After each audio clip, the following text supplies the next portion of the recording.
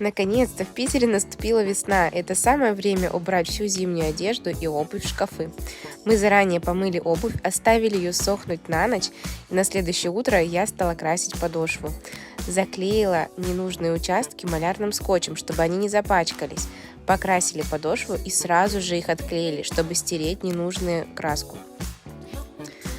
Потом поставили сушиться ее на балкон на полдня, и вечером уже можно было убрать. Красивые чистые ботиночки, как новые. Осталось только поменять стельки. Будет красота следующей осенью.